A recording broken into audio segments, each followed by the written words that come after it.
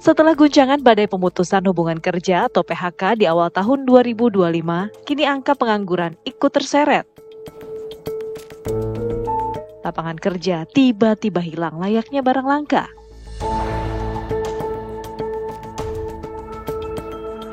Gelombang pemutusan hubungan kerja atau PHK di berbagai sektor industri tidak bisa dipungkiri berimbas meningkatkan angka kriminalitas. Menjadi pengangguran kerap mendesak seseorang berbuat kejahatan karena berbagai faktor, mulai dari frustasi karena tidak memiliki pekerjaan hingga tekanan sosial. Berdasarkan data Badan Pusat Statistik BPS, jumlah pengangguran di Indonesia tembus 7,28 juta orang per Februari 2025. Secara spesifik, BPS mencatat ada tambahan pengangguran sebanyak 83.450 orang dibandingkan periode yang sama tahun sebelumnya. Ironisnya, kelompok muda usia 15 hingga 24 tahun tetap mendominasi pengangguran. Tingginya jumlah pengangguran usia muda ditengarai karena keterampilan yang tidak sesuai dengan kebutuhan industri. Lantas apa strategi Jitu mengatasi pengangguran? Tim TV One mengabarkan.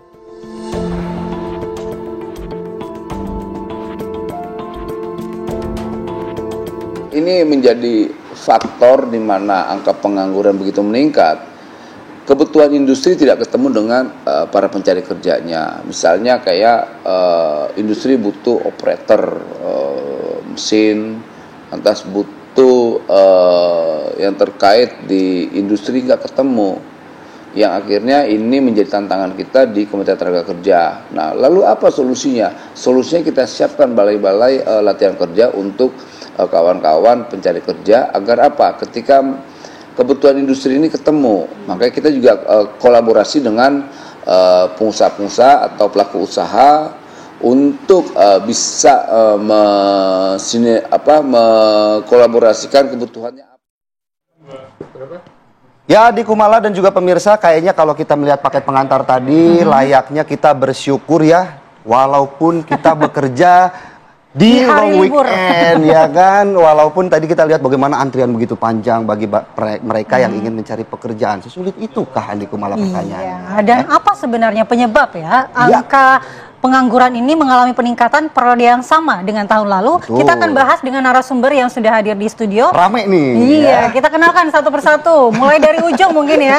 Ada Bang Said Iqbal, Presiden KSPI. Selamat pagi, Bang Said. Pagi, Assalamualaikum. Waalaikumsalam. Kemudian di tengah ada Mas Penta Peturun, Staf Sus Kementerian Ketenagakerjaan. Selamat pagi, Bang Penta. Ya. Kemudian ada Mas Bayu Yulianto sebagai sosiolog. Selamat pagi, Mas Selamat Bayu. Pagi, Mas pagi, Mala dan Philip. Kayaknya tempat duduknya mesti dipindah, Mas Bayu kayak mesti tengah ya. Salah nih kayaknya ya. Enggak apa-apa. Atau ketukerannya gimana?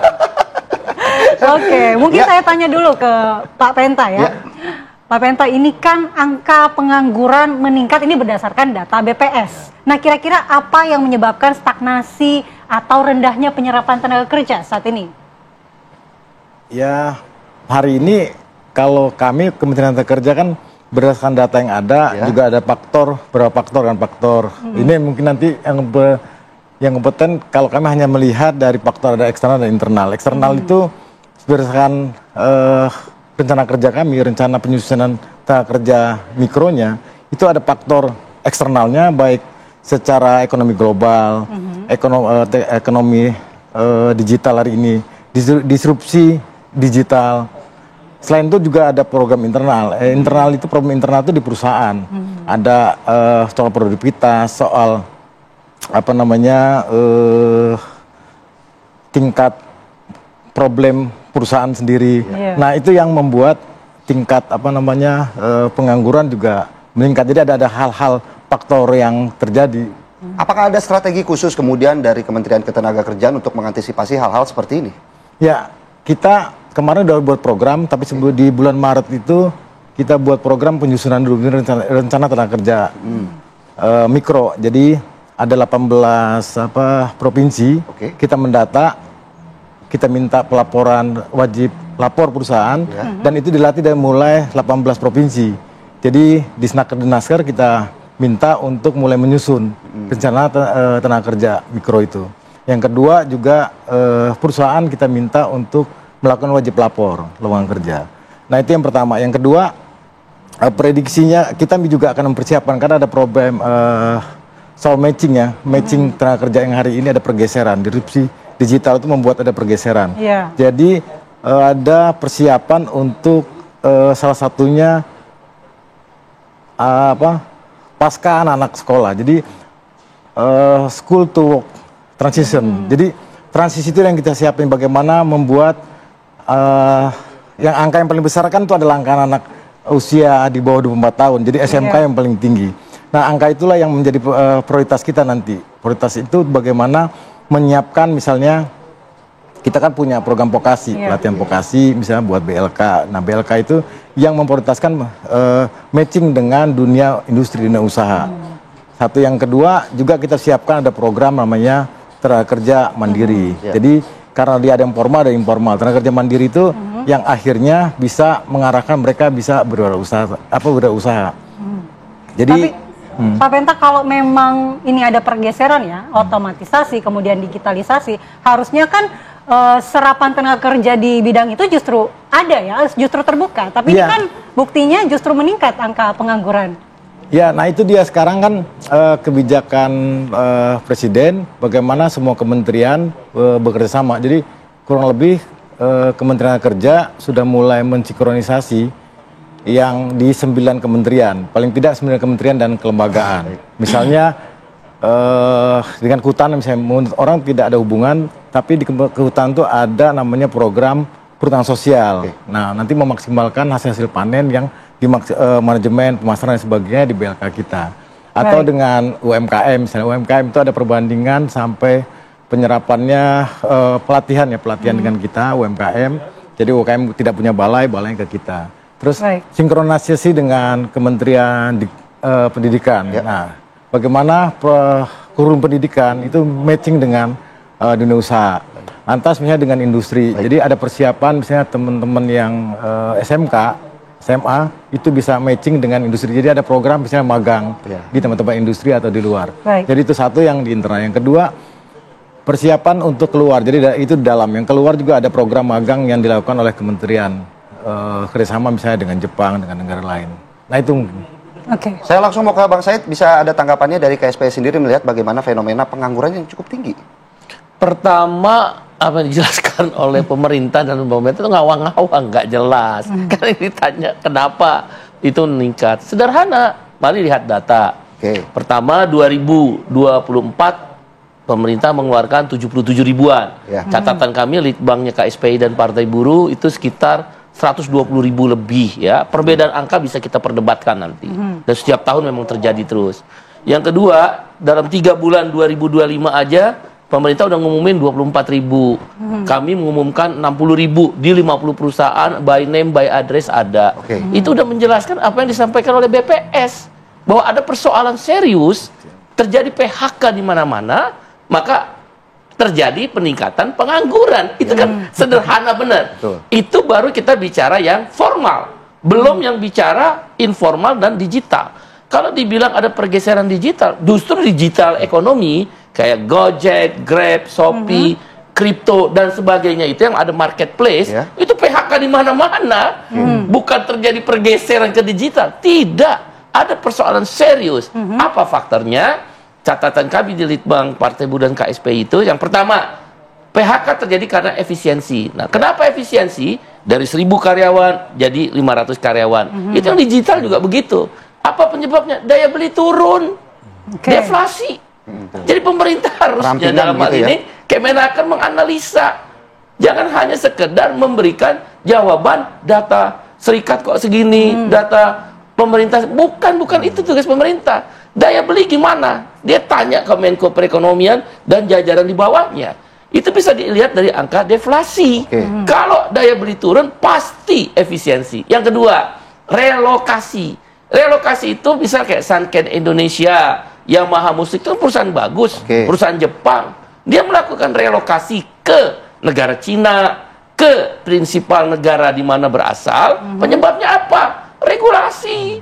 Mereka nggak terima regulasi di Indonesia sekarang ini yang memberatkan mereka. Lebih menguntungkan pindah ke Cina atau ditarik ke prinsipalnya. Misal regulasi yang dikeluhkan oleh pengusaha dan serikat buruh, dan itu saya sampaikan kepada langsung loh Pak Presiden Prabowo. Presiden Prabowo langsung menyatakan udah hapus saja pada sarasian ekonomi di Menko Perekonomian.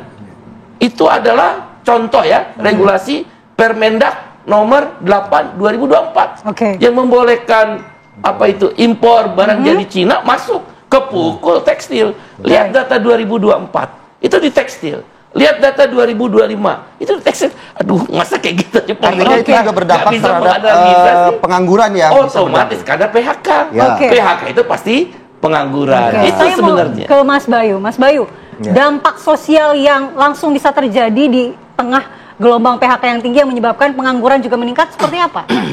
Ya, kalau dampak dari pengangguran saya coba kategorikan menjadi 4 ya, Mbak Mala ya. Yang pertama tentu saja dampak ekonomi, ya. Lalu dampak sosial, ketiga dampak keamanan, dan yang keempat dampak politik. Gitu ya. Yang pertama tadi misalnya dampak ekonomi kita tahu, pasti orang miskin lah. Miskin karena dia nggak punya penghasilan, karena dia nggak ada pekerjaan, seperti itu. Maka angka kemiskinan akan naik, cenderung naik seperti itu. Nah, setelah dampak ekonomi terjadi, maka kita bicara kemudian dampak ikutan berikutnya adalah dampak sosial.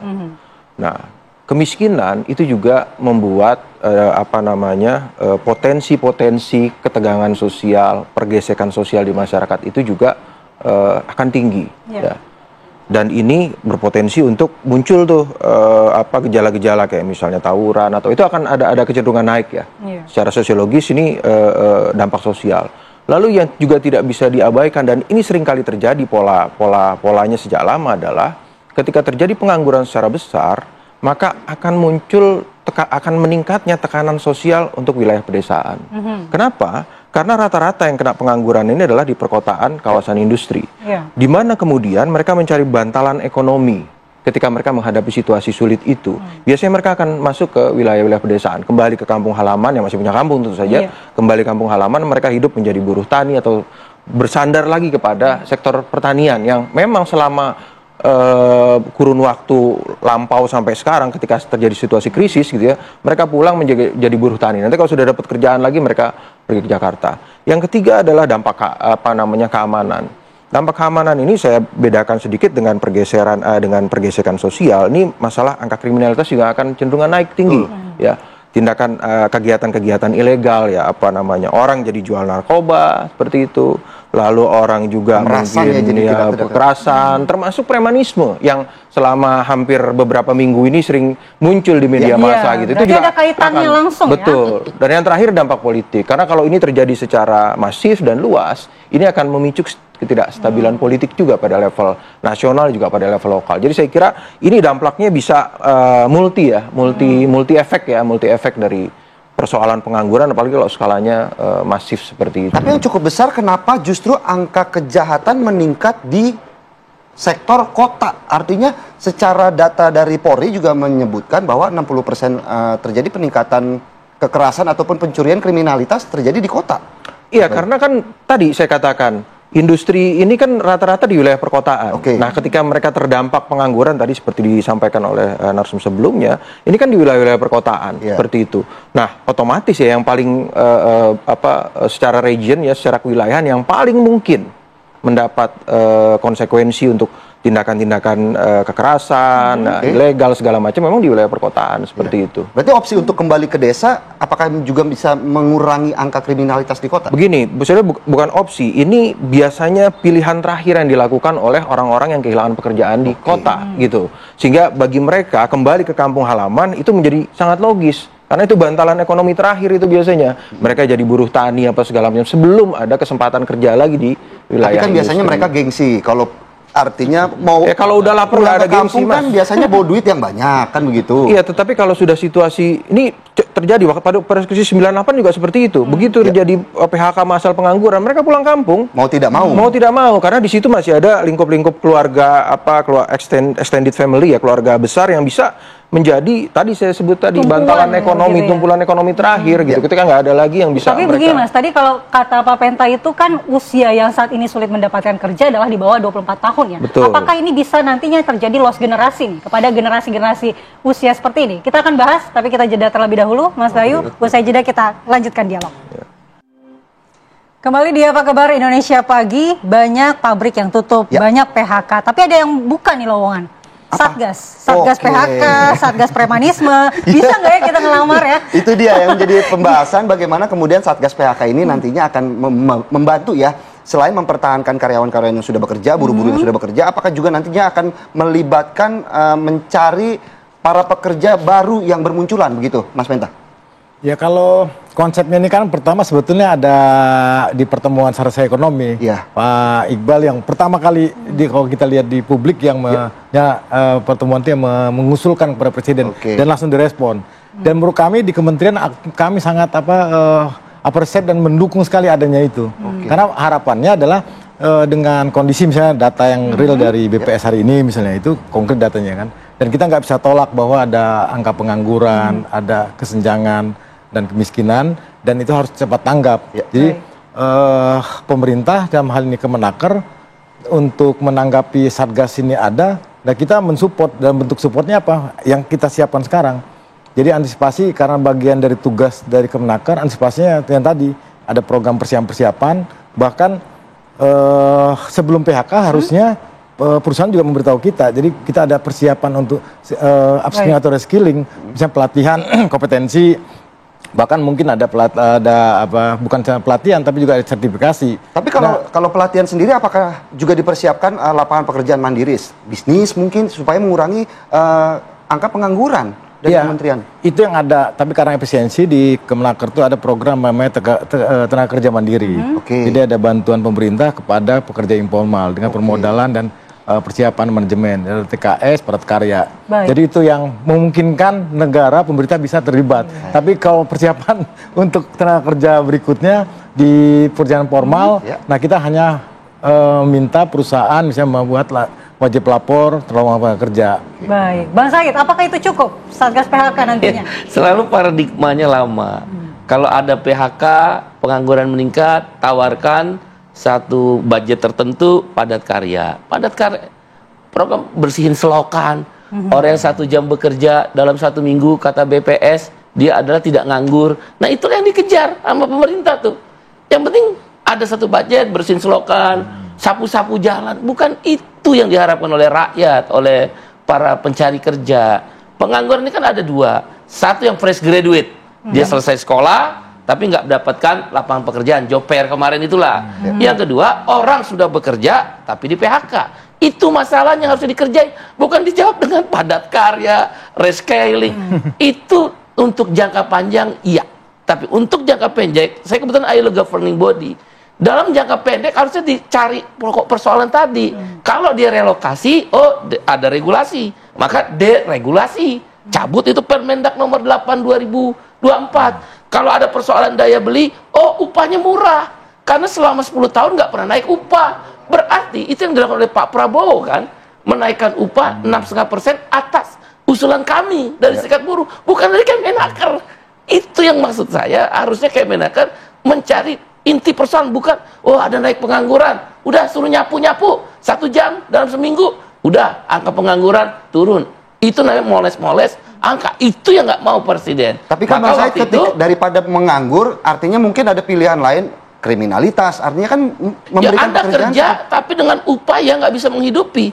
Orang kan malu. Tadi kan dampak sosial itu tadi. Artinya tetap ada potensi kriminalitas juga meningkat. Hanya mementingkan kepentingan angka dari sisi pemerintah, bukan substansi yang disebut dampak. Oleh karena itulah saya mengusulkan waktu itu kebetulan ada sarasian ekonomi, Pak Presiden waktu itu Trump tentang tarif Trump dampaknya selain faktor efisiensi, daya beli dan sebagainya.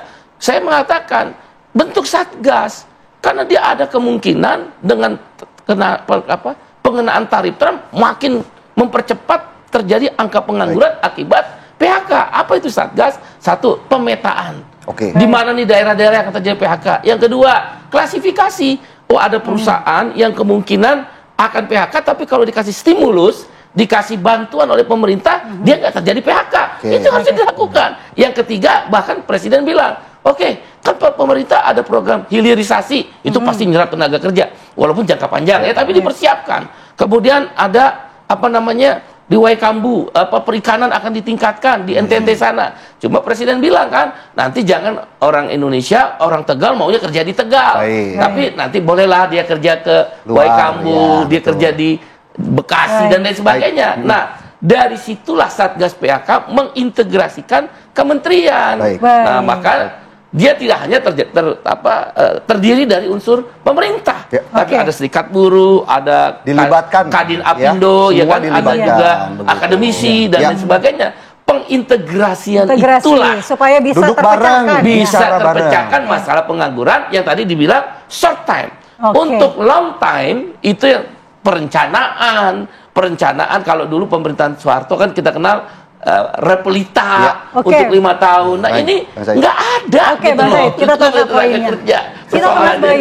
Bagaimana Mas Bayu? Tanggapannya dong. Iya, beberapa tahun ke depan bagaimana ini angka pengangguran harus dibenahi? Iya, saya kira problem strukturalnya kan tadi ya, masalah investasi, kemudian juga lapangan pekerjaan untuk industri gitu ya. Nah, tetapi saya kembali kepada tadi dampak ya. Karena dampak ini langsung dirasakan. Betul. Artinya kan harus ada respon-respon terukur ya, baik jangka pendek maupun jangka panjang. Ya, bagaimana kemudian kita mengantisipasi dampak ekonomi tadi sudah disampaikan oleh kedua pembicara, terutama angka kriminalitas nih, Mas Bay. Nah, bagaimana dengan persoalan sosial dan keamanan? Ya, saya kira yang juga penting adalah kemudian kita bisa banyak membuka peluang-peluang baru bagi bukan peluang baru.